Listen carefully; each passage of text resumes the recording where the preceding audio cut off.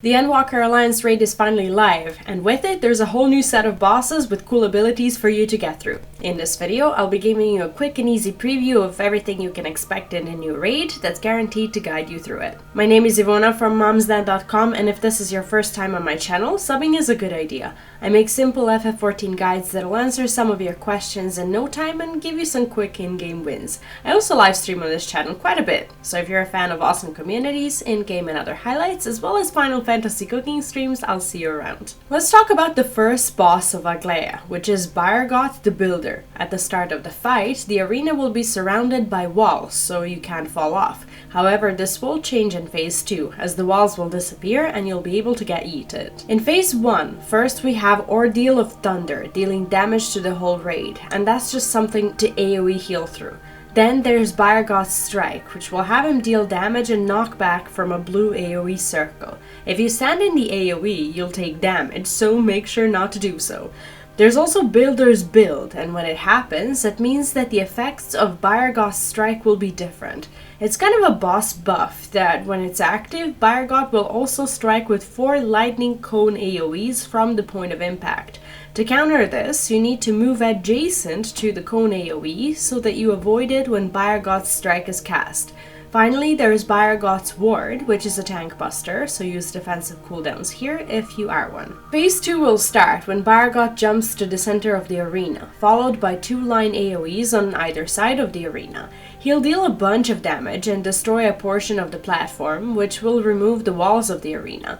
In this phase, you'll see him cast Hammer Divine, when he'll summon 4 hammers around the edges of the arena. The hammers will slam into the platform and shift the tiles over by 1 space. You will not be moved when this happens, so you need to make sure you're not standing on the edge tiles or you will get yeeted.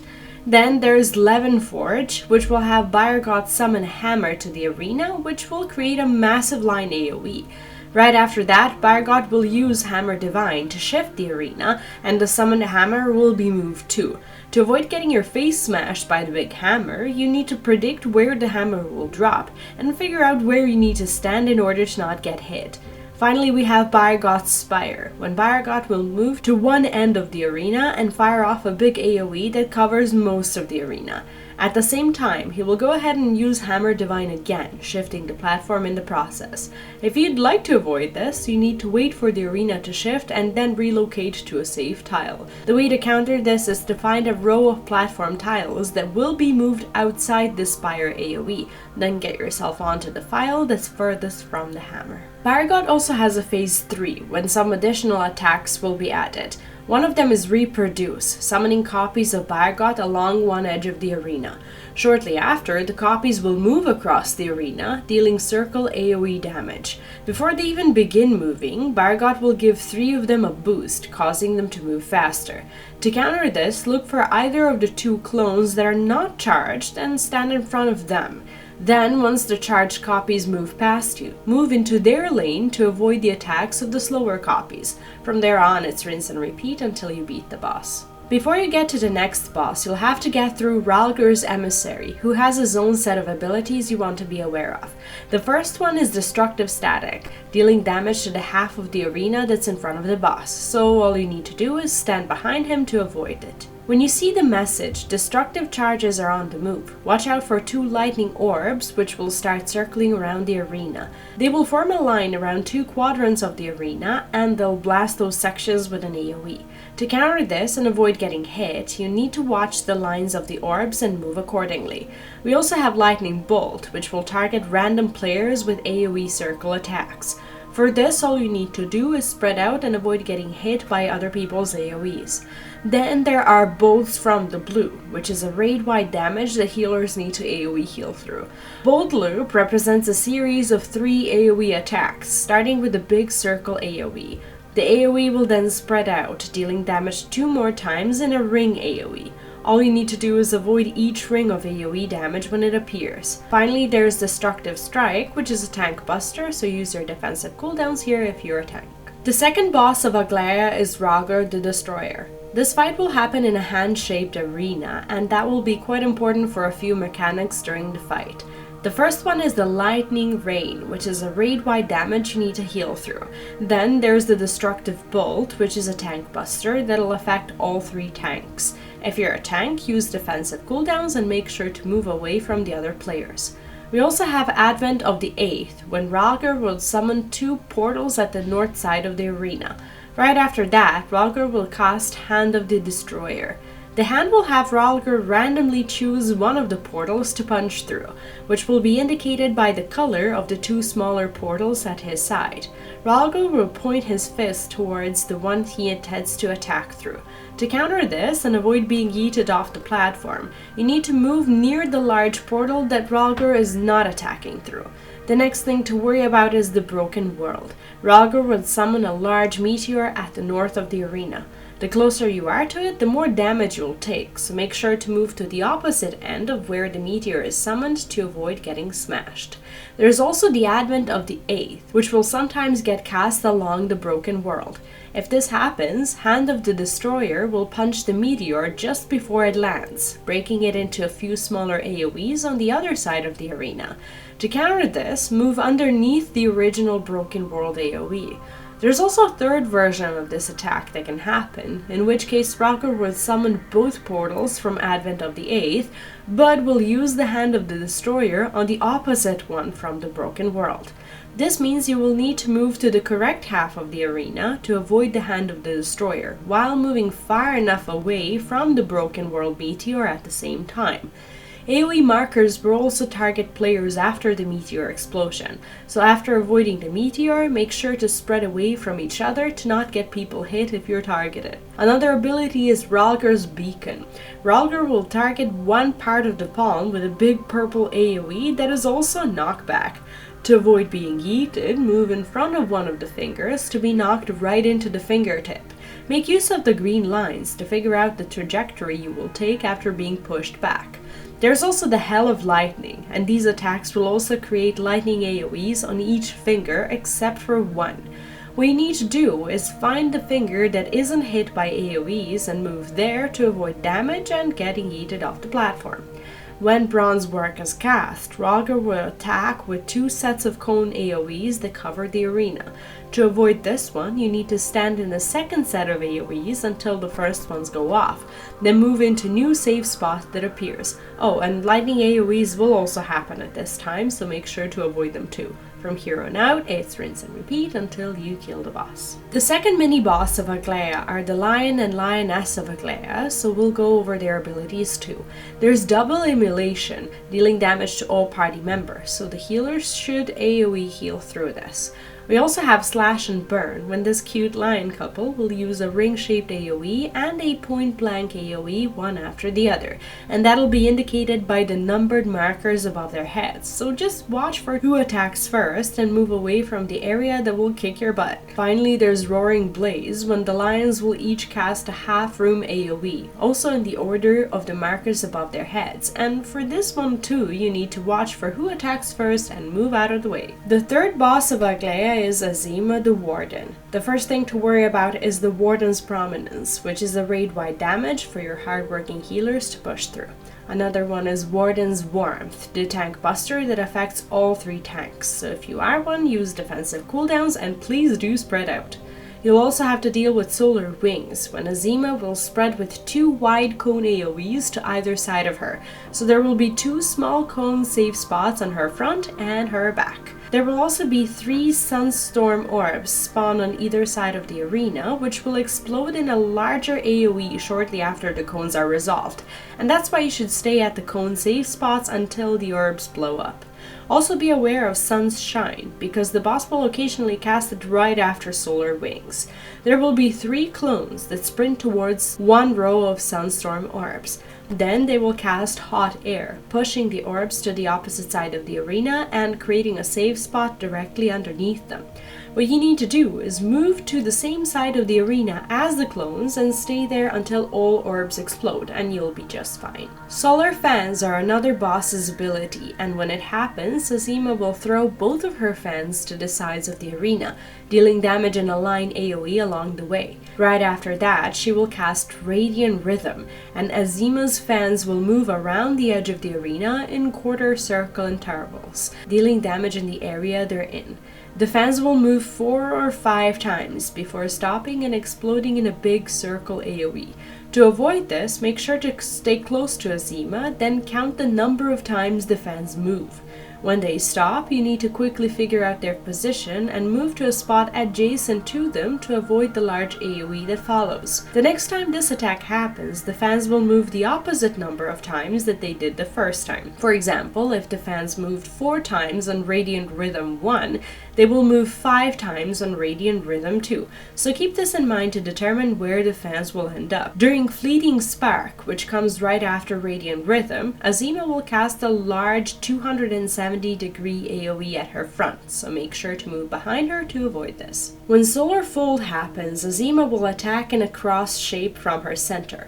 4 rectangular fire AoEs will remain and will grow over time until they form the original cross AoE shape, so make sure to stay out of the fire until it's gone. During Sun's Shine, there's a chance that Azeyma will use Sun's Shine during Solar Fold, creating 2 clones that move to different quadrants of the arena. Then they will use Hot Air, blowing the flames from the AoE into the opposite quadrant. To avoid this attack, you simply need to be in the same quadrant as the clones. Later on, when this attack happens, Azeyma will summon 3 clones from Sun's Shine, which means that one clone will be aiming Hot Air at another. To avoid being hit, find the quadrant where a clone is not aiming and stay there until the attack is resolved. During Wildfire Ward, Azeyma will cover the arena in fire, except for a triangle in the center of the room. The flames will deal damage over time, so please don't step into the fire as you're avoiding Illuminating Glimpse, which happens at the same time. So during the glimpse, Azeyma's clones will attack 3 times along the edges of the triangle, knocking you back each time. To avoid being yeeted into the flames, stand on the edge the knockback is coming from and position yourself so that you are knocked into the opposite point of the triangle. These attacks deal a good amount of damage, so if you're a healer, make sure to stay sharp during the triangle stage. During Noble Dawn, Azeyma will spawn a sun in the center of the room that fires off 3 sets of circular AoEs that will keep growing. To avoid this, stay away from the first 2 waves of AoEs, then move back into those areas to avoid the 3rd wave. Finally, there's Sublime Sunset, when Azeyma will target the side of the arena she's facing with a large proximity-based AoE, so all you need to do is move to the opposite side to reduce the damage you take. The final boss of Aglaia is Nald'thal the Traitors. The main thing about this fight you need to remember is that Nald'thal will create 2 variations of the same attack at once, but only one of them will go off. You can tell which attack will happen by looking at the edge of the arena or the lanterns floating around the boss. Also, Nald'thal will sometimes switch which version is being cast midway through the cast bar, so pay attention to the cast bar and act accordingly. There are 3 phases in this encounter, and in the first phase, one of the abilities you'll encounter is As Above, So Below. During this cast, Nald'thal will deal damage to everyone in the party and turn the walls of the arena orange or blue, which will tell you which AoE of his next attack will happen. Heat Above, Flames Below is one of the 3 possible choose one attacks, and it will create an orange AoE around the boss and a blue ring AoE covering the rest of the arena. However, only one of these attacks will happen based on what color the wall of the arena is. If the wall happens to be orange, then the orange AoE will explode, so stay out of it. If the wall is blue, the ring-shaped blue AoE will explode, so make sure to move inside the orange point-blank AoE to avoid getting hit. Fire Above, Deep Below is another one of the choose one attacks, during which 3 party members will be targeted by blue tracking AoEs, and 1 other player will be targeted with an orange line stack marker. Which one of these attacks occurs also depends on the arena's wall color. If the wall is orange, the orange line stack marker will go off, so stack with the unfortunate soul that's been marked. If the wall is blue, the blue tracking AoE will happen. The 3 targeted players should move to the edges of the arena and move around it to avoid each instance of the following AoEs. Once above, ever below is the third type of choose one attacks that depend on the color of the walls. Nald'thal will create 2 sets of 3 orange moving AoE markers and 2 sets of 3 blue moving AoE markers. The orange and blue versions of this attack are both avoided in the same way, by you moving to the opposite side of the arena to avoid the AoEs as they move, so do that if you wish to avoid damage. Another ability during Phase 1 is the Heaven's Trial. Nald'thal will target 3 players with tracking cone-shaped AoEs, while another party member will be targeted with a stack marker.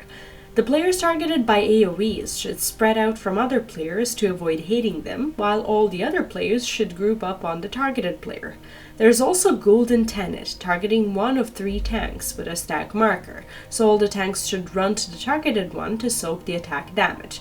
Stygian Tenet, however, will target all 3 tanks with a tank buster.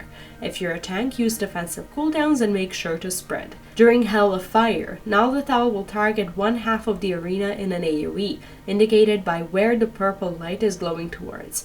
Nald'thal can also flip the upper half of his body to the opposite side of the arena, causing him to instead target the other half of the arena, so you need to watch for the glow as well as his behavior to know where to stand.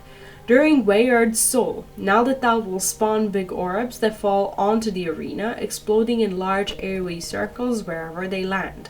To avoid getting hit, you need to watch the orbs as they're landing and make sure you're out of the way when they do. There's also Fired Up, when Nald'thal will mark an area inside of the arena before targeting it with either knockback or point-blank AoE. He will then repeat this a second or a third time before casting Fortune's Flux. During it, Nald'thal will leap to each marker in order, indicated by the number of diamonds above the marker during the indicated attack. To avoid this, stand next to the knockback marker and make super sure you aren't positioned to be knocked into the point-blank AoE that might happen. When Phase 2 starts, Nald'thal will move to the edge of the arena and you won't be able to target him. Then he will summon 3 soul vessels that each target an alliance and tether to them, indicating them as their targets. Each of the 3 soul vessels must be fought by a separate alliance. Twin Gaze is one of their attacks, which is a frontal cone AoE targeted at a random player, and to avoid it you need to move out of the AoE on the ground. Magmatic Spell is the second one, when a stack marker targets a random player, so group up with the affected player within your alliance. After all 3 soul vessels are defeated, Nald'thal will summon his scales and begin to pass judgment. All players and the 3 soul vessels will be given a weight above their head. You must balance the scales by moving the correct amount of weight between each side of the arena so that both sides are equal in weight. Keep in mind that the soul vessels will not move, and their weights will count for about 5 to 6 players' worth. The best way to balance the scales is to move to the opposite side of the arena as the soul vessel your alliance defeated. Then a few players should move to the other side to balance both out. After a bit of time to balance, Nald'thal will cast Tipped Scales, wiping the entire raid if the scales are not balanced. If you completed this mechanic correctly, you will survive Tipped Scales and move into the next phase. So in Phase 3, the boss will use all Phase 1 attacks, as well as a new one, Heart Above, Flight Below. This attack is a combination of several As Above, So Below attacks, namely Heat Above, Flames Below, and Far Above, Deep Below. These attacks resolve in the same way as before and are avoided in a similar fashion. If the wall is orange, stand outside the point-blank AoE and group up with the player targeted with a stack marker. If the wall is blue, first stand inside the point-blank AoE, and then the 3 targeted players should quickly run to the edges of the arena to avoid their chasing AoEs. And that should be it. After you've gone through all of this, you've beaten the first wing of Myths of the Realm. I hope you'll find the notes helpful, as you can go back and pause the video during any fight that's giving you a headache, and if you still have any questions or maybe tips of your own, drop them in the comments below. If you'd like to support the channel, you can do so here as a YouTube channel member or over on Patreon. And if this guide was useful to you in any way and you'd like to leave a tip, you can do so through YouTube thanks just under this video. Massive shout out to everyone keeping the lights on, especially our alphas like Kathy Spear on YouTube memberships, as well as Andyman and Elijah Baker over on Patreon. Good luck in the raid, and I'll see you in my next video. Bye bye.